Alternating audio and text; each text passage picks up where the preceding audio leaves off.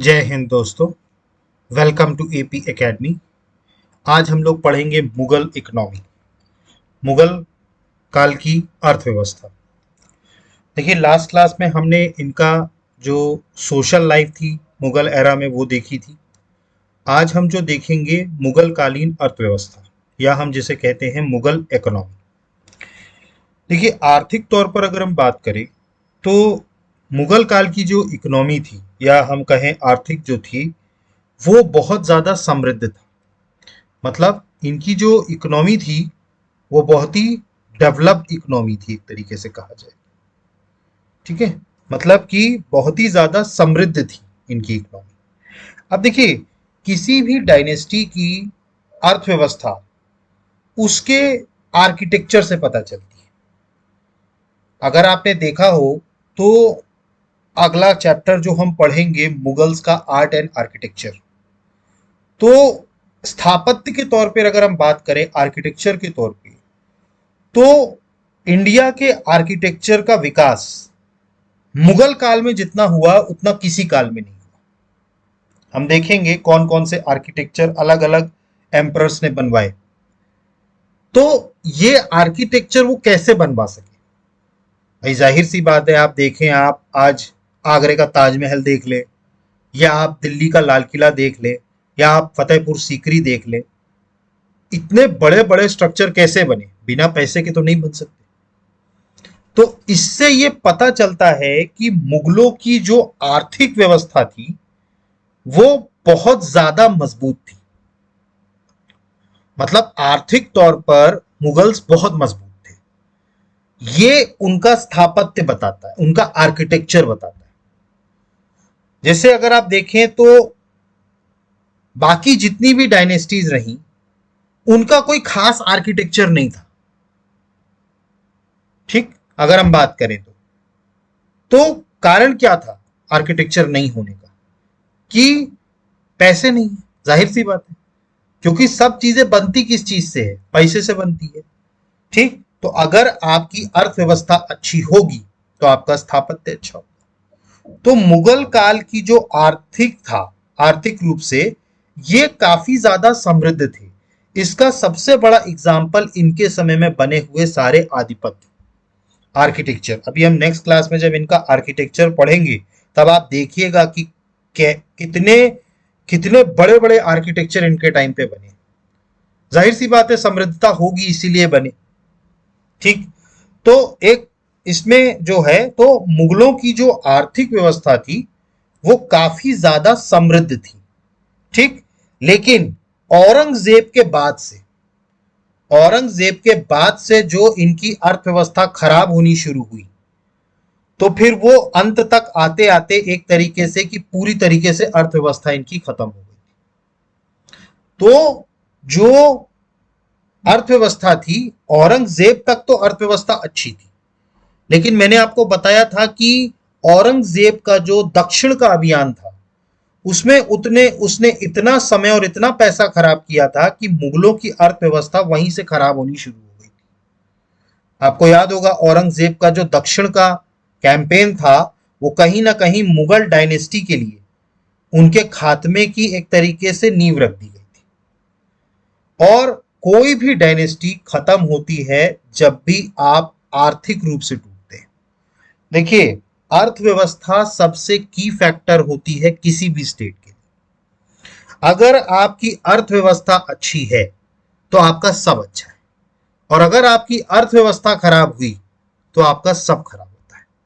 फिर आपका कुछ सही नहीं होता, फिर सारी चीजें क्या होती हैं? खराब होती हैं। क्योंकि हर चीज किस पर डिपेंडेंट है? अर्थव्यवस्था। आप सेना देख लीजिए अपनी, आपकी सेना को अगर भत्ता नहीं मिलेगा, आपकी सेना को हथियार नहीं मिलेंगे, तो सेना लड़ेगी कैसे? और हथियार खरीदना हो चाहे भत्ता देना हो, हर चीज के लिए पैसा चाहिए। आप एडमिनिस्ट्रेशन में आ जाइए, प्रशासन में आ जाइए, भाई प्रशासन आप कैसे चला पाएंगे? अधिकारियों को तनख्वाह देनी है और भी कार्य काम करने हैं, हर चीज किससे होती है? पैसे से होती है। तो इसीलिए अर्थव्यवस्था जो होती है वो अगर चरमराती है, वहीं से किसी भी डायनेस्टी को आप देख लीजिए, हम लोगों ने प्राचीन भारत से लेकर के और अभी तक में जितनी डायनेस्टीज पढ़ी, सबके पतन का एक बहुत बड़ा कारण था आर्थिक रूप से टूटना।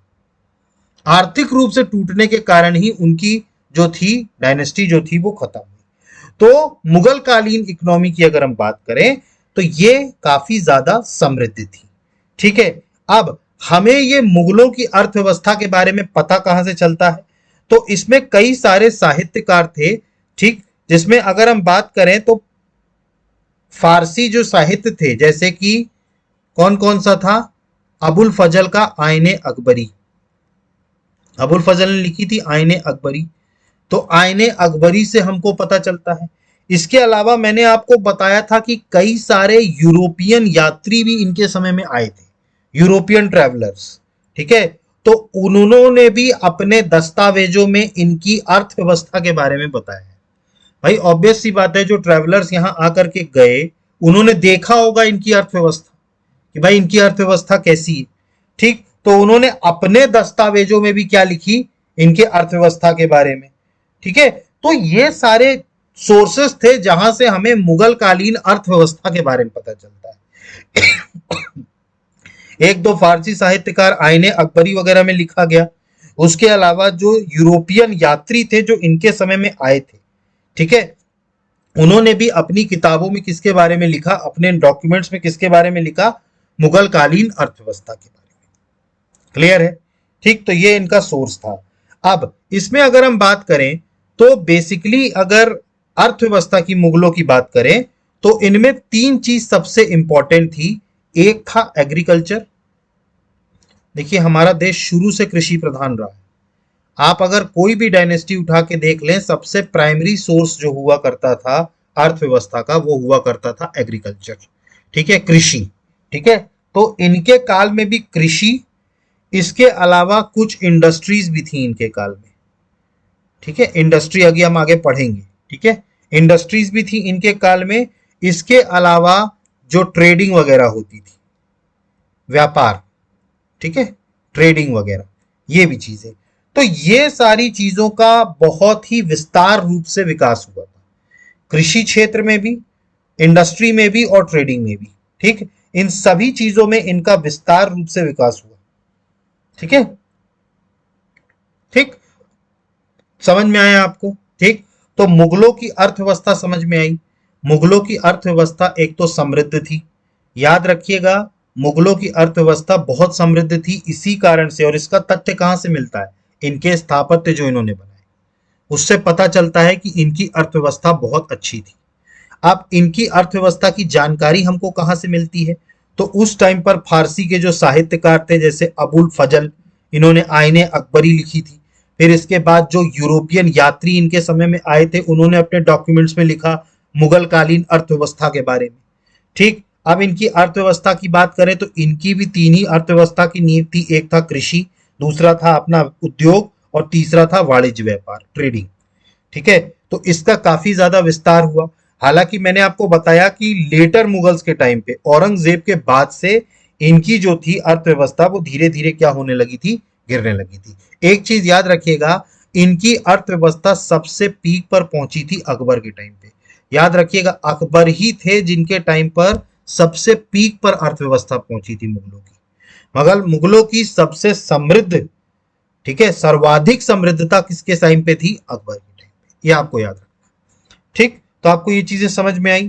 ठीक, तो मुगल अर्थव्यवस्था की अगर हम बात करें, the Mughal period was economically prosperous. मैंने आपको बताया कि मुगल कालीन आर्थिक रूप से समृद्ध था। Contemporary Persian literature such as Ain-e Akbari, मतलब उसी के समकालीन जो पर्शियन लिटरेचर थे आईने Akbari, description of European travellers, documents of European company provide significant information about the Mughal economic system. अब देखिए मुगल के समय पर जो है यूरोपियन कंपनियां भी आ गई थी। मैंने आपको बताया था पुर्तगीज आए थे, डच आए थे, इंग्लिश आए थे, फ्रेंच आए थे। ठीक, तो इन्होंने इनकी कंपनी के भी जो डॉक्यूमेंट्स थे उसमें भी मुगल अर्थव्यवस्था के बारे में बहुत सारी इंफॉर्मेशन दी थी। इसके अलावा जो पर्शियन साहित्य था आईने अकबरी, उसमें भी मेंशन किया हुआ था। और इनके समय में जो विदेशी यात्री आए थे, ठीक है, यूरोपियन ट्रैवलर्स जो आए थे, उन्होंने भी अपने डॉक्यूमेंट्स में क्या लिखा है? मुगल अर्थव्यवस्था के बारे में बताया। ठीक, इसके अलावा मैंने आपको बताया during this period there was a substantial development and expansion of agriculture, industry, commerce and trade. मैंने आपको बताया कृषि, उद्योग और वाणिज्य व्यापार, ठीक है, कॉमर्स एंड ट्रेड, इसका बहुत ज्यादा डेवलपमेंट और एक्सपांशन हुआ इस पीरियड में। ठीक है, although there is a decline in it in the early and later Mughal period. मैंने आपको बताया कि लेटर मुगल पीरियड्स के टाइम पर इसमें काफी ज्यादा गिरावट आई। ठीक है, हम देखेंगे आगे चल के, जब हम लेटर मुगल्स के बारे में पढ़ेंगे तब हम देखेंगे कि भाई क्या क्या रीजंस थे, ठीक है, मुगलों के। ठीक है, और मैंने आपको बताया कि सबसे ज्यादा प्रॉस्परस इनकी अर्थव्यवस्था किसके समय पे थी? अकबर के समय। मैंने आपको ये चीज बोली, अकबर का समय जो था वो एक तरीके से कहा जाए तो मुगल काल का स्वर्ण काल था। मुगलों का स्वर्ण काल माना जाता था अकबर का काल, क्योंकि अकबर के टाइम पर ही आप देखें, मैं जब आपको एडमिनिस्ट्रेशन पढ़ा रहा था तो एडमिनिस्ट्रेशन का भी डेवलपमेंट अकबर के टाइम पर सबसे ज्यादा हुआ। ठीक, आप देखें, अगर आप स्थापत्य भी अगर हम देखेंगे, आर्किटेक्चर भी, तो अकबर के टाइम पर बहुत सारे स्थापत्य बने। ठीक, और अकबर के ही टाइम पर मुगलों की जो अर्थव्यवस्था थी वो सबसे ज्यादा समृद्ध थी। ठीक, तो अकबर का काल जो था मुगलों के लिए वो सबसे स्वर्णिम काल था। ठीक है, सबसे स्वर्णिम काल। ठीक, तो ये समझ में आया आपको? ठीक, अब एक एक करके हम इनके सेक्टर्स देखते हैं कि इनके सेक्टर्स में कहां कहां क्या क्या हो रहा था। मतलब सबसे पहले हम देखेंगे कृषि। ठीक है, कृषि के बाद हम फिर पशुपालन, उद्योग, व्यापार, वाणिज्य, ये सारे देखते हैं। क्लियर? अर्थव्यवस्था में हम सबसे पहले क्या देखेंगे? इनका एग्रीकल्चर। ठीक है, इनकी कृषि कैसी थी। ठीक, अगर हम इनके एग्रीकल्चर की बात करें तो it was the main stay of the Mughal economy. देखिए, मुगलिया अर्थव्यवस्था का सबसे प्रमुख आधार कृषि थी, याद रखिएगा। या हम अभी तक हमने जितने भी डायनेस्टीज पढ़ी, सभी का प्रमुख आधार क्या था अर्थव्यवस्था का? एग्रीकल्चर। मुगलों का भी यही था। Arrangements were made for the expansion of agriculture to increase the yield of land and to encourage farmers for farming। देखिए, इनके समय में कृषि का विस्तार काफी हुआ। ठीक है, जमीन की जो उपज थी, यील्ड ऑफ लैंड, इसको बढ़ाया गया। ठीक है, देखिए भाई, जमीन जितनी उपजाऊ होगी उतनी ही अच्छी फसल होगी। ठीक है, तो जमीन को उपजाऊ बढ़ाना ये भी इनका किया गया। ठीक है, और किसानों को प्रोत्साहन दिया गया खेती करने। जैसे आज की डेट में अगर हम बात करें तो जो गवर्नमेंट हमारी मिनिमम सपोर्ट प्राइस देती है किसानों को, वो क्यों देती है? एमएसपी क्यों अनाउंस करती है? उसका कारण है कि किसानों को कहीं ना कहीं एनकरेज करना कि आप और फसल उगाइए। ठीक है, तो वैसे ही इनके समय में भी किसानों को एनकरेज किया जाता था कि वो एग्रीकल्चर करें। एग्रीकल्चर के विस्तार के लिए कई सारे अरेंजमेंट्स किए गए और जमीन को उपजाऊ बनाने के लिए भी काफी काम किया गया। तभी इनके समय में जो कृषि था वो काफी ज्यादा विकसित था। इसके बाद बात करें अगला, different types of cereals, pulses, oil seeds, vegetables, fruits and commercial crops were grown. अब देखिए, इनके समय में विभिन्न प्रकार के अनाज, दाल, दलहन, तिलहन, ऑयल सीड्स, सब्जी, फल एवं व्यावसायिक फल भी इनके समय में उगाए जाते थे। मतलब अनाज तो उगाया जाता था, दालें, दलहन उगाया जाता था, तिलहन, ऑयल सीड्स, सब्जियां, फल, व्यावसायिक फसलें ये भी उगाई जाती थी। ठीक, अब हम देखते हैं कौन कौन से क्षेत्र में क्या क्या उगाया जाता था। तो सबसे पहले अगर हम बात करें शुगर केन, शुगर केन मतलब गन्ना। ठीक है, ये मुख्यतः बंगाल और बिहार में उगाया जाता था। फिर इसके बाद बात करें गेहूं की, वीट की, ये पंजाब और यूपी में। इसके बाद बात करें इंडिगो, इंडिगो कौन है? इंडिगो नील। ठीक है, ये बिहार वाले क्षेत्र में उगाया जाता था। इसके अलावा बात करें कॉटन, टोबैको, राइस, ये सेंट्रल इंडिया में होता था। ठीक है, were being produced in different parts. देखिए, जैसे आज की डेट में भी अगर हम बात करें तो आज की डेट में अलग अलग जगहों पर अलग अलग चीजों की खेती की जाती है। जैसे आज की डेट में भी अगर हम बात करें तो पंजाब और उत्तर प्रदेश में गेहूं सबसे ज्यादा होता है, तो उनके समय में भी गेहूं हुआ करता था। गन्ने की बात करें तो गन्ना जो है वो बंगाल और बिहार में हुआ करता था, नील बिहार में हुआ करता था। और जो कपास की खेती है, ठीक है, कपास हो गया, तंबाकू हो गया, चावल हो गया, ये सेंट्रल इंडिया में होता था। ठीक है, ऐसे कई सारे चीजें जो होती थी मध्य भारत में, ऐसे विभिन्न भागों में उत्पादित होता था। ठीक है, इसके बाद बात करें, there are 3 types of farming classes: खुदा कश्त, कल्टीवेशन ऑन रेंटेड लैंड; पही कश्त, share holders going to other villages to do farming; मुजारियन, cultivator by taking land on rent. देखिए, कृषक वर्ग अगर हम बात करें तो 3 प्रकार के हुआ करते थे, 3 प्रकार की फार्मिंग क्लास हुआ करती थी। पहला हुआ करते थे खुदा कश्त। खुदा कश्त मतलब उनकी जिनकी खुद की जमीन हो। ठीक है, जैसे जिनकी खुद की जमीन हुआ करती थी और वो अपने ही जमीन पर खेती किया करते थे, ठीक है, तो उसको बोला करते थे खुदा कश्त फार्मिंग। ठीक है, जो खुद की जमीन पे किया जाता था। फिर इसके बाद बात करें, अगला जो हुआ करता था वो हुआ करता था पाही कश्त। ठीक है, पाही कश्त कौन हुआ करते थे? ये हुआ करते थे बंटाई धार। बंटाई धार मतलब ये अलग अलग गांव में जाके खेती किया करते थे, मतलब ये एक तरीके से शेयर होल्डर के रूप में काम करते थे। मतलब इनकी जमीन पूरी तरह नहीं थी, उसमें कुछ और लोग भी इनके साथ शामिल थे, मतलब पार्टनरशिप में। ठीक है, तो पार्टनरशिप में जो खेती की जाती थी उसको बोला जाता था पाही कश्त। ठीक है, और तीसरे जो हुआ करते थे वो हुआ करते थे मुजारियन। ठीक है, मुजारियन क्या हुआ करते थे? ये किराए पे काम किया करते थे, मतलब ये क्या लिया करते थे? जमीन किराए पे ले लेते थे और कृषि किया करते थे। ठीक है, तो ये जमीनों को क्या किया करते थे? किराए पे लिया करते थे, तो इनको बोला जाता था मुजारियन।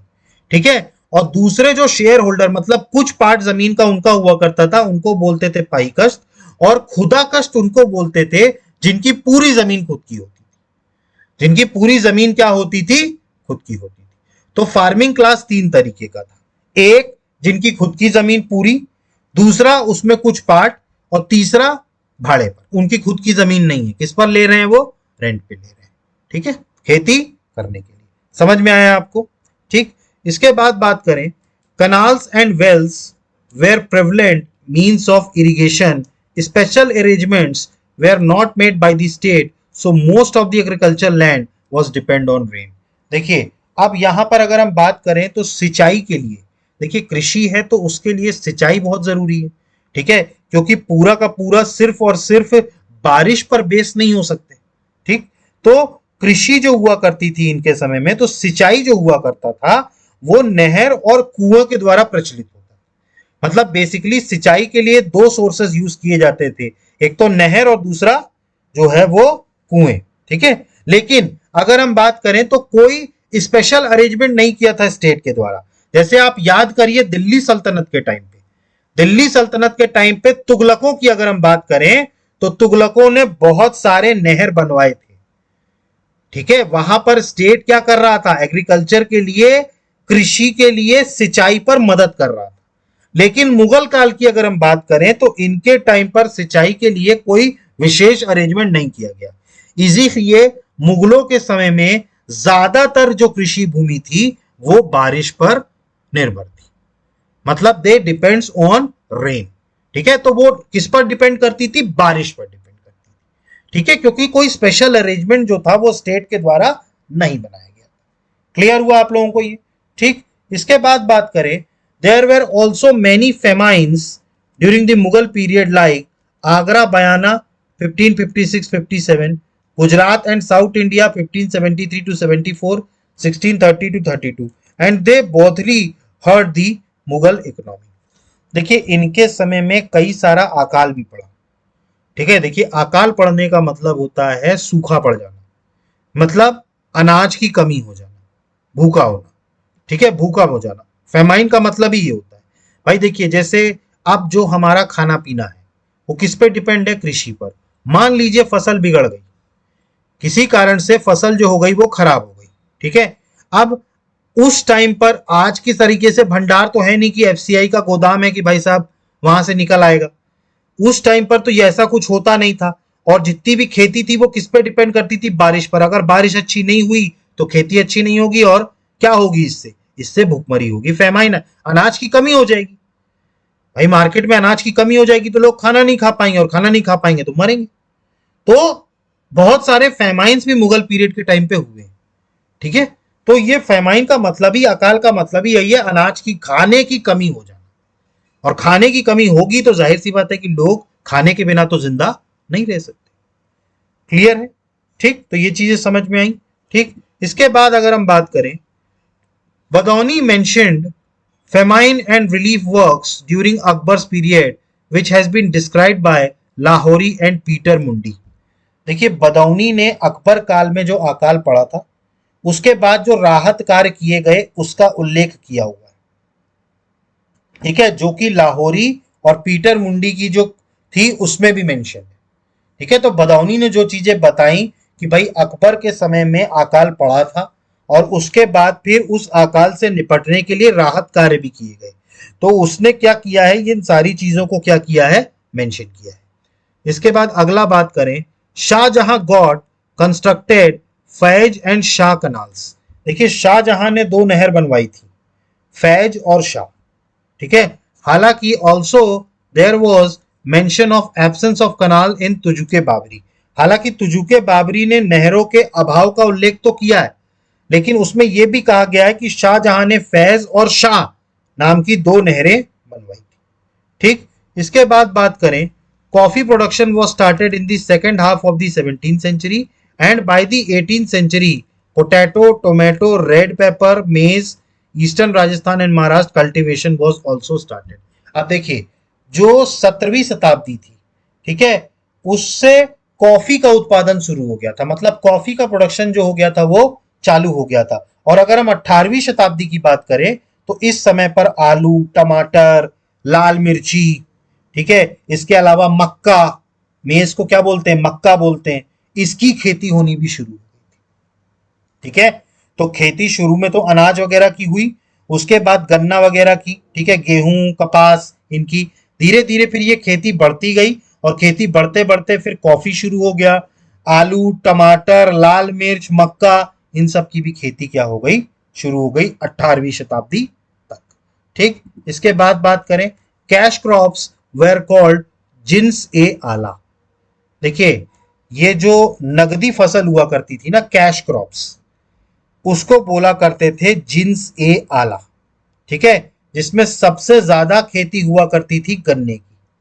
देखिए, गन्ना जो थी वो नगद फसल थी, कैश क्रॉप थी। ठीक है, तो जितनी भी नगदी फसलें हुआ करती थी उनको मुगल काल में जिन्स ए आला कहते थे। ये आपको याद रखना है, जितनी भी नगदी फसल हुआ करती थी उनको क्या बोला करते थे, जिन्स ए आला।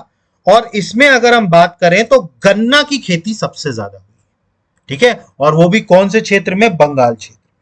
ठीक है, तो बंगाल क्षेत्र में गन्ने की खेती जो हो गई वो सबसे ज्यादा हुई। ठीक, तो आपको कृषि समझ में आया। ठीक है, सबसे प्रमुख आधार था कृषि। ठीक है, यहां पर कृषि का विस्तार भी हुआ था, जमीन की उपज भी बढ़ाई गई थी।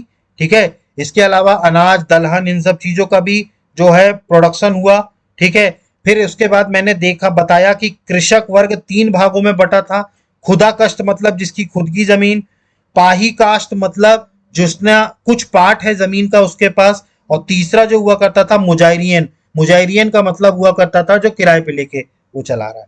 ठीक, फिर मैंने आपको बताया अकाल भी पड़ा था इनके समय में, अकाल के कई सारे रिलीफ कैंप भी चलाए गए। 17वीं शताब्दी में कॉफी का प्रोडक्शन हुआ और 18वीं शताब्दी में आलू, टमाटर, लाल मिर्च और मक्का का। ठीक, और इनके समय में जो नगदी फसल हुआ करती थी उनको बोलते थे जिन्स ए आला। क्लियर हुआ? ठीक, अगला बात करें, अगला जो इंपॉर्टेंट हुआ करता था वो हुआ करता था एनिमल हस्बेंड्री, जिसको हिंदी में बोलते हैं पशुपालन। ठीक है, एनिमल हस्बेंड्री जिसको हिंदी में क्या बोलते हैं, पशुपालन।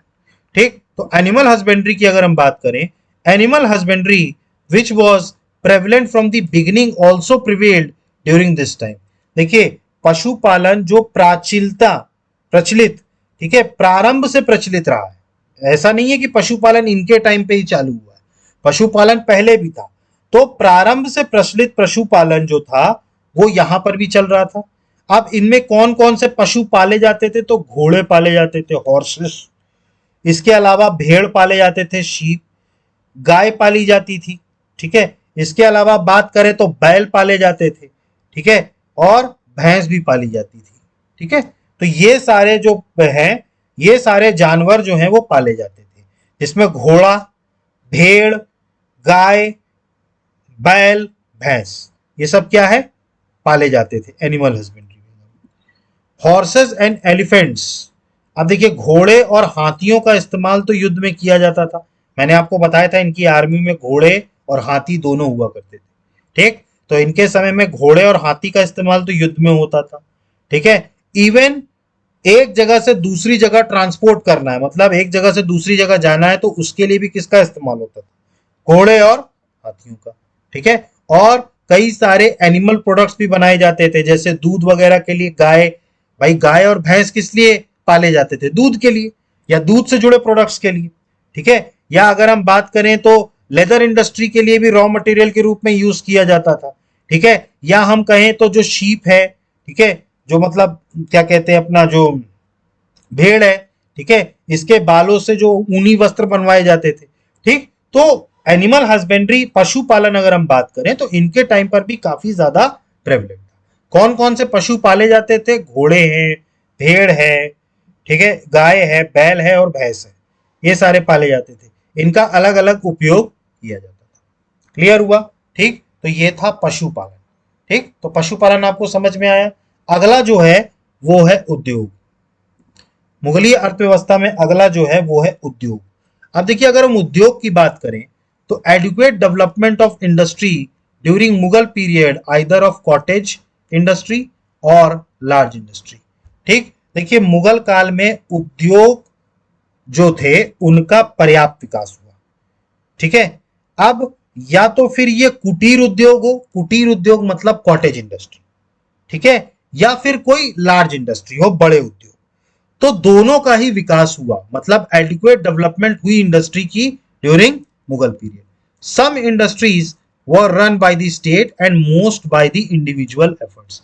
अब देखिए इसमें कुछ उद्योग जो थे वो राज्यों के द्वारा चलाए जाते थे और अधिकांश जो उद्योग थे वो व्यक्तिगत तौर पर चलाए जाते थे। ठीक है, ठीक, तो मतलब ऐसी इंडस्ट्रीज भी थी जिनको स्टेट रन करता था और इंडिविजुअल एफर्ट से भी इंडस्ट्री चलाई जाती थी। इसके अलावा बात करें, वेरियस फैक्ट्रीज वर स्टैब्लिश्ड अंडर स्टेट कंट्रोल। कई सारी फैक्ट्रियां जो थी, कई सारे उद्योग जो थे वो राजकीय नियंत्रण पर स्थापित किए गए थे। ठीक है, कई सारे कारखाने जो थे वो राजकीय नियंत्रण पर स्थापित किए गए थे। नेक्स्ट बात करें, during this time mineral industry, textile industry, metal craft industry, dyeing, printing, embroidery industry, ship building industry, pottery making, leather, paper idol making, jewellery making industries were in. अब देखिए इनके समय में एक तो खनिज उद्योग मिनरल इंडस्ट्री, वस्त्र उद्योग textile industry, metal craft industry धातु शिल्प उद्योग, मेटल क्राफ्ट इंडस्ट्री धातु शिल्प उद्योग। ठीक, इसके अलावा डाइंग प्रिंटिंग मतलब रंगाई छपाई, ठीक, कशीदकारी उद्योग, एम्ब्रॉयडरी इंडस्ट्रीज। ठीक है, तो डाइंग प्रिंटिंग एम्ब्रॉयडरी इंडस्ट्रीज भी इनके टाइम पर फेमस था। शिप बिल्डिंग इंडस्ट्री मतलब जहाज निर्माण उद्योग, ठीक है, ये भी था इनके टाइम पे। ठीक, इसके अलावा बात करें तो बर्तन निर्माण, पोट्री मेकिंग, ठीक है, चमड़ा अगर हम बात करें, कागज मूर्ति निर्माण, ठीक, इसके अलावा आभूषण निर्माण भी इनके समय में हुआ करता था, ज्वेलरी मेकिंग। तो ये सारी क्या हुआ करती थी इनके समय में इंडस्ट्री हुआ करती थी। तो क्लियर हुआ आप लोगों को ये? ठीक, तो इनके समय में कई सारी इंडस्ट्रीज हुआ करती थी। इसके अलावा अगर हम बात करें तो इनके समय में कॉटन टेक्सटाइल इंडस्ट्री भी बहुत ज्यादा प्रेवलेंट थी और ये सबसे लार्जेस्ट इंडस्ट्री थी। देखिए सूती वस्त्र उद्योग सबसे बड़ा उद्योग था इनके समय में, या हमेशा से ही अगर हम बात करें तो सूती वस्त्र उद्योग हमेशा से ही हमारे भारत देश का सबसे सुदृढ़ रहा है और इसी कॉटन टेक्सटाइल इंडस्ट्री को खत्म किया गया था ब्रिटिशर्स के द्वारा। ठीक, तो जो कॉटन टेक्सटाइल इंडस्ट्री थी या सूती वस्त्र उद्योग था ये सबसे बड़ा उद्योग हुआ करता था और इसके मेजर सेंटर्स कहां कहां हुआ करते थे तो ये नोट कर लीजिएगा, पटना है, बुरहानपुर, जौनपुर, बनारस, बंगाल, उड़ीसा। ठीक, तो ये सारे क्या हुआ करते थे, सूती वस्त्र उद्योग या कॉटन टेक्सटाइल इंडस्ट्री की बड़ी इंडस्ट्री हुआ करती थी। इसके अलावा बात करें, a special type of muslin was made in Dhaka. Dhaka नहीं है, ये ढाका है, ठीक है, ढाका में, ठीक है, इसको लिख लीजिएगा ढाका, DHAKA, ढाका मतलब आज का जो बांग्लादेश वाला जो एरिया है, ठीक है, ढाका, ठीक है। तो ढाका में मलमल, ठीक है, मलमल, ठीक है, विशेष प्रकार का मुस्लिन बनाया जाता था ढाका में। मुस्लिन, मुस्लिन मतलब मलमल बनाया जाता था, ठीक। Bernier has praised the textile industry of Bengal. अब वर्नियर जो थे, इन्होंने बंगाल के वस्त्र उद्योग की प्रशंसा भी करी थी, ठीक है। तो बंगाल में ये होता था। इसके बाद बात करें, skilled artisans played an important role in trade commerce. देखिए, जो कुशल कारीगर थे ना, उन्होंने दस्ताकर वर्ग व्यापार वाणिज्य में महत्वपूर्ण भूमिका निभाई थी। मतलब बहुत महत्वपूर्ण भूमिका निभाई थी जो कुशल कारीगर थे, ठीक है। देखिए, कारीगरी अच्छी होती है तभी कपड़े अच्छे बनते हैं। पहले के समय में क्या होता था, हमारे यहाँ हाथों से कपड़े बनाए जाते थे। आज के जो अंग्रेज आए, उन्होंने फिर मशीन मेड क्लोथ्स बनाने शुरू किए, ठीक। लेकिन पहले क्या होता था, हाथों से जो कलाकार हुआ करते थे वो अपने कुशल कारीगरी से बनाया करते थे। और इंडिया में ये चीज बड़ी प्रेवलेंट थी। इंडिया में जो सूती वस्त्र का उद्योग था, ये बिल्कुल बहुत बड़ा था। इसी को ही पूरी तरीके से अंग्रेजों ने खत्म किया था। हम आगे देखेंगे किस तरह हमारे कॉटन टेक्सटाइल इंडस्ट्री को खत्म किया गया। क्लियर। तो इनके टाइम पर हमने देखा कई अच्छी और बड़ी इंडस्ट्रीज भी हुआ करती थी। ज्यादातर इंडस्ट्रीज जो थी वो प्राइवेट ओन थी, लेकिन कुछ जो थी वो स्टेट कंट्रोल करता था। अब इसमें मिनरल इंडस्ट्री है, टेक्सटाइल इंडस्ट्री है, ये सारी क्या हुआ करती थी, इनकी इंडस्ट्री हुआ करती थी। Ship building industry, jewellery making industry, pottery making, leather, paper, ठीक, ये सारी making industries, metal craft industries, ठीक। तो ये सारी इंडस्ट्रीज हुआ करती थी। इनमें सबसे बड़ा उद्योग या इंडस्ट्री अगर हम बात करें, वो हुआ करता था सूती वस्त्र उद्योग, कॉटन टेक्सटाइल इंडस्ट्री, ठीक है, कॉटन टेक्सटाइल इंडस्ट्री, ठीक। और स्पेशल टाइप का मलमल जो है वो मिला करता था ढाका में, ठीक है। और यहां पर काफी कुशल कारीगर भी थे। क्लियर हुआ ये, ठीक। तो इंडस्ट्री क्लियर हुआ, ठीक। अब अगला जो अर्थव्यवस्था में टॉपिक आता है वो आता है ट्रेड एंड कॉमर्स, व्यापार और वाणिज्य, ट्रेड एंड कॉमर्स। देखिए, मुगल काल की बात करें, during the Mughal period trade was conducted trade both internally and externally. देखिए, आंतरिक तौर पर भी और बाह्य व्यापार भी, दोनों व्यापार होते थे मुगल काल, ठीक है। तो आंतरिक व्यापार भी होता था, इंटरनल ट्रेड भी होता था और एक्सटर्नल ट्रेड भी होता था, ठीक। इसके अलावा बात करें, trade was mainly done with European countries, Africa, Arab, ठीक। तो देखिए, इनका जो ट्रेड हुआ करता था वो बेसिकली जो यूरोपियन कंपनियां थी या यूरोपियन देश थे उनके साथ होता था। अफ्रीका, अरब कंट्रियों के साथ भी इनका ट्रेड हुआ करता था। इसके अलावा बात करें, trade activities were conducted in various haat bazaar. अच्छा, देखिए, इनके समय में ना हाट बाजार लगा करते थे, ठीक है। तो जितनी भी ट्रेडिंग एक्टिविटी हुआ करती थी, व्यापारिक गतिविधि जो हुआ करती थी ना, ये हाट बाजारों में ही संचालित होती थी, ठीक है। मतलब जिसको भी अपना सामान बाहर भेजना है वो हाट बाजार में लेके जाएगा, वहां से फिर वो सामान बाहर जाएगा, ठीक। तो ट्रेडिंग एक्टिविटी जो होती थी वो कहां होती थी, हाट बाजार में, ठीक। इसके अलावा बात करें, the wholesale traders where called सेठ, बोहार्स एंड मोदीज। मैंने आपको बताया था, जब मैं आपको बता रहा था तब मैंने आपको बताया था जो थोक व्यापारी हुआ करते थे इनको सेठ, बोहरा एवं मोदी कहा जाता था, ठीक है। और जो रिटेल ट्रेडर्स हुआ करते थे उनको बनिक कहा जाता था, ठीक। तो जो होलसेल ट्रेडर हुआ करते थे उनको सेठ बोलते थे, और जो रिटेल ट्रेडर्स हुआ करते थे उनको क्या बोला जाता था, बनिक, ठीक है। इसके बाद बात करें, transport played an important role in the progress of trade. देखिए, ट्रांसपोर्ट, व्यापार, देखिए व्यापार में सबसे बड़ा रोल होता है परिवहन का, ठीक है। ट्रांसपोर्ट जो होता है ना, परिवहन, वो सबसे ज्यादा व्यापार की उन्नति में एक इंपॉर्टेंट रोल प्ले करता है आज की डेट में भी। अगर हम बात करें तो आज की डेट में भी हमारी जो सरकारें हैं वो इंफ्रास्ट्रक्चर पर पैसा क्यों खर्च करती है, ताकि परिवहन अच्छा हो, और परिवहन अच्छा होगा तो व्यापार अच्छा होगा।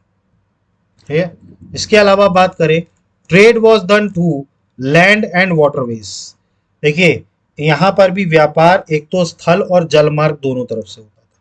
ठीक। अब इंपॉर्टेंट ट्रेडिंग सेंटर्स कौन कौन से थे? आगरा, लाहौर, अहमदाबाद, बुरहानपुर, सूरत, कैलिकट, ये सारे क्या हुआ करते थे? इनके मेजर ट्रेडिंग सेंटर्स हुआ करते थे। ठीक है, सूरत हो गया। ठीक है, तो ये सारे हुआ करते थे। इसके अलावा अगर हम बात करें तो किन किन कंपनियों के साथ ये गुड्स सेल किया करते थे? तो इंग्लिश हैं, फ्रेंच हैं, Portuguese, Dutch companies use to purchase goods from India and sell them in Europe. देखिए ये जो फॉरेन कंपनीज आई थी भारत में, इनका काम क्या था? सामान यहां से खरीदते थे और यूरोप में जाके बेचते थे, इनका यही काम था। ठीक है, तो ये जो इंडस्ट्रीज आई थी, जो फॉरेन कंपनियां आई थी, ईस्ट इंडिया कंपनी हो गई, English east India company, French east India company, ठीक, पोर्चुगीज आए थे, इनका काम क्या था? यहां से सामान खरीदेंगे इंडिया से और यूरोप में क्या जाके सेल करेंगे। क्लियर। इसके बाद बात करें, exports was mainly of indigo, saltpetre, opium, cotton cloths, spices. देखिए हमारे यहाँ सबसे ज्यादा बाहर क्या जाता था सामान? तो निर्यात में बात करें तो नील, ठीक, इसके अलावा शोरा, अफीम, सूती वस्त्र और मसाले। मसाले तो हमारे लिए बहुत ही ज्यादा वो थे। वास्को डिगामा जो आया था पोर्चुगीज, वो यहाँ से क्या लेके गया था? मसाले लेके गया था। और उसने वो मसाले कहाँ बेचे थे? यूरोप में बेचे थे। ठीक। अब हम इंपोर्ट क्या क्या करते थे? तो इंपोर्ट करते थे सोना चांदी, इसके अलावा घोड़े, ठीक है, रॉ सिल्क, ठीक है, मतलब जो कच्चा रेशम हुआ करता था उसको। ठीक है। ठीक। तो ये सारी चीजें थी। तो एक्सपोर्ट हम क्या क्या किया करते थे? नील, शोरा, opium, cotton cloths, spices. Import क्या क्या किया करते थे? Gold, silver, horse, raw silk etcetera. Clear हुआ ये? ठीक। तो ट्रेड एंड कॉमर्स समझ में आया। याद रखिएगा, इंटरनली और एक्सटर्नली दोनों तरीके का ट्रेड हुआ करता था। यूरोपियन कंट्रीज के साथ हम ट्रेड ज्यादा करते थे क्योंकि यूरोपियंस जो कंपनियां थी वो हमारे देश में आकर के उन्होंने फैक्ट्रियां खोली थी। फिर इसके बाद बात करें तो जितनी भी ट्रेडिंग एक्टिविटी हुआ करती थी वो हाट बाजार में हुआ करती थी। ठीक। ट्रांसपोर्ट ने बहुत जरूरी कदम उठाए थे प्रोग्रेस के लिए ट्रेड को। अब जमीनी स्तर पर भी और पानी के स्तर पर भी दोनों ही तरीके से ट्रेड हुआ करता था। कई सारे इंपॉर्टेंट ट्रेडिंग सेंटर भी थे, आगरा, लाहौर, अहमदाबाद और सूरत, कैलिकट, ये सारे। ठीक। इसके बाद बात करें क्या क्या चीजें हम एक्सपोर्ट करते थे, तो इंडिको, सॉल्ट पेटर, ओपियम, कॉटन क्लोथ, स्पाइसेस। और इंपोर्ट क्या क्या करते थे? तो gold, silver, horse, raw silk. Clear हुआ ये सारी चीजें? ठीक। अब देखिए यहां पर थोड़ा सा हमें एक चीज और देखनी है। ठीक है, इनके समय में कई सारी, तो यहां तक हमारा जो था वो इकोनॉमी वाला पार्ट था, तो समझ में आया आपको? तो ट्रेड एंड कॉमर्स समझ में आया, इंडस्ट्री समझ में आया, एग्रीकल्चर समझ में आया। अब यहाँ पर ये छोटा सा आपको टॉपिक और करना है। इनके समय में कई सारी टेक्नोलॉजी भी डेवलप हुई। ठीक है, तो इसको समझ लीजिए।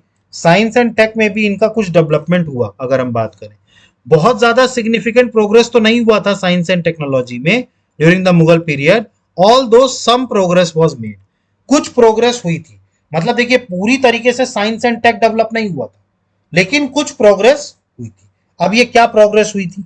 सबसे पहले बात करें नूरजहां की, जो माता जी थी। नूरजहां कौन? जहांगीर की तीसरी पत्नी। ठीक है, तो इनकी माता जी जो थी अस्मत बेगम, ठीक है, इन्होंने एक नई डिस्कवरी करी थी परफ्यूम बनाने की, इत्तर, गुलाब के साथ। ठीक है, तो गुलाब से इत्तर बनाने की तकनीक जो थी ना, इसकी विधि, इसको किसने खोजा था? अस्मत बेगम ने। अस्मत बेगम कौन थी? नूरजहां की माता जी। ठीक, तो आपको याद रखना है, नूरजहां की माता जी अस्मत बेगम ने जो था गुलाब से इत्र बनाने की विधि खोजी थी। Discovered the method of making perfume from roses. ठीक। इसके अलावा अगर हम बात करें, Abul Fazal refers to the discovery of America which he calls अलामे नाव। देखिए अबुल फजल ने अमेरिका की खोज का जिक्र किया था। ठीक है, और उसने इसको क्या नाम दिया था? आलमे नाव। ठीक, तो याद रखिएगा आलमे नाव। ठीक है, आलमे नाव कहलाता था। ठीक है, किसको? अमेरिका को। ठीक है, अबुल फजल। इसके अलावा बात करें तो firearms were used by the Portuguese and Babur on regular basis. देखिए आग्नेय अस्त्र अगर हम बात करें, देखिए आग्नेय अस्त्र मतलब फायर आर्म्स, ठीक है। आग्नेय अस्त्र का नियमित प्रयोग पुर्तगालियों के साथ साथ बाबर भी किया करते थे। याद करिए, आपने ये शब्द सुना होगा आग्नेय अस्त्र, ठीक। देखिए सुर एम्पायर के जो संस्थापक थे शेर शाह सूरी, वो जब अपने बुरहानपुर के अभियान के लिए गए थे, आखिरी अभियान के लिए, तो वहां पर जो इनका जो आग्नेय अस्त्र था वो ही इनके बगल में गिर गया था गोला, और उससे उनकी मृत्यु हो गई थी। तो ये आग्नेय अस्त्र का जो था, इसका भी एक तरीके से बड़े पैमाने पर इस्तेमाल किसने किया था? मुगलों ने किया था। इसके अलावा बात करें, the techniques of zinc refining were prevalent in the Zawar region. देखिए इनके समय में जो जस्ता था, जस्ता मतलब जिंक, ठीक है, इसके शोधन की तकनीक भी इन्हीं के समय में प्रेवलेंट हुई थी। तो जस्ता शोधन की तकनीक भी जो थी वो इनके जावर क्षेत्र में क्या हुई है? प्रेवलेंट हुई, ठीक। इसके अलावा बात करें, in the 16th century the Portuguese brought printing press to Goa. Goa में प्रिंटिंग प्रेस लाने वाले कौन थे? पुर्तगाली थे। छपाई खाने, ठीक है, तो छपाई खाने को गोवा लाने वाले कौन थे? पुर्तगाली थे। इसके अलावा बात करें तो distillation method, salt water cooling, brass bronze technique were invented, ठीक है। तो इनके समय में आसवन विधि, शोरे से पानी ठंडा करना, पीतल कांसा तकनीक उन्नति में आया, ठीक है। ब्रॉन्ज टेक्निक भी इनके टाइम पर उन्नति में आई। इसके अलावा बात करें, gives information about the discovery of circulatory system by French physician William Harvey. देखिए, ठीक है, फ्रांसीसी चिकित्सक बर्नियर हार्वे द्वारा परिसंचरण तंत्र, सर्कुलेटरी सिस्टम, इसके बारे में किसने बताया? फ्रांस के एक फिजिशियन विलियम हार्वे ने खोज की जानकारी। क्लियर। इसके अलावा बात करें, Abul Fazal mention the technique of making, ठीक है, टेक्निक ऑफ मेकिंग जो है बंदूक जो बना करती थी, मतलब जो गन्स बना करती थी आयरन की, ठीक है, तो of making guns of iron, ठीक है, गन्स ऑफ आयरन, ठीक है। तो Abul Fazal mentions the technique of making guns of iron. Clear, guns of iron, ठीक है, आयरन की गन्स और कैनन, ठीक है। तो इसके बारे में किसने बताया था? अबुल फजल ने। क्लियर, क्योंकि देखिए इनके समय में तोपों और बंदूकों का इस्तेमाल बड़े पैमाने पर होता मुगल काल में, ठीक। तो आपको ये चीजें याद रखनी है, ठीक। इसमें सबसे इंपॉर्टेंट ये याद रखिएगा, नूरजहां की माता जी ने इत्र बनाया था, ठीक है, किससे? गुलाब से, अस्मत बेगम ने। क्लियर। तो यहां पर आकर के हमारा मुगल का जो इकोनॉमी वाला पार्ट था वो कंप्लीट होता है, ठीक। आई होप कि आपको मुगलों की पूरी अर्थव्यवस्था समझ में आई होगी। इनकी अर्थव्यवस्था के 3 प्रारूप थे, कृषि, उद्योग और वाणिज्य व्यापार, ठीक है, ठीक। तो आई होप कि आपको क्लियर हो गई होगी चीजें। अब देखिए मुगल काल में जो है, अगला जो हम टॉपिक पढ़ेंगे वो पढ़ेंगे इनका आर्ट एंड आर्किटेक्चर, ठीक है, मतलब इनका कला संस्कृति, इसके अलावा इनका स्थापत्य, आर्किटेक्चर, ये बहुत इंपॉर्टेंट है, क्योंकि इनके समय में आर्किटेक्चर का विकास बिल्कुल चरम पे हुआ है। मतलब आपको इतिहास में मुगल कालीन आर्किटेक्चर जितने आपको कंट्री में दिखाई देंगे, उतने किसी के भी वंश के आर्किटेक्चर आज की डेट में नहीं है जितने मुगल काल में हुए, ठीक है, क्योंकि मुगल काल जो था वो सबसे ज्यादा समृद्ध था, ठीक है। तो इनके समय में जो कलाएं थी, जैसे हम पेंटिंग्स के बारे में पढ़ेंगे इनके, ठीक है, इनके समय में जो गीत संगीत चलता था, संगीत काल, ठीक है, डांस वगैरह इनके समय में हुआ करता था, और फिर हम देखेंगे इनका आर्किटेक्चर, ठीक है। तो ये हम इसको नेक्स्ट क्लास में कंप्लीट करेंगे। आई होप कि आपको सारी चीजें समझ में आ रही होंगी।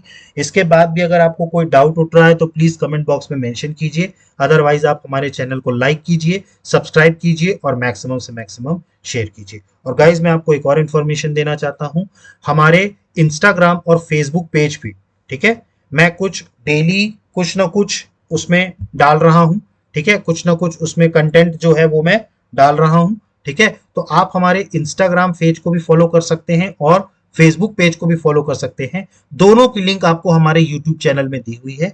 दोनों ही लिंकों में जाएंगे आप और वहां पर आप देखेंगे कि आपको रोज एक नया कोई ना कोई क्वेश्चन, या अभी तो मैं फिलहाल पॉलिटी से रिलेटेड कुछ इंपॉर्टेंट क्वेश्चंस डाल रहा हूं, ठीक है, तो आप उसको देखेंगे, आपको उससे भी फायदा होगा। So guys, thank you, have a good day, जय हिंद, नमस्कार।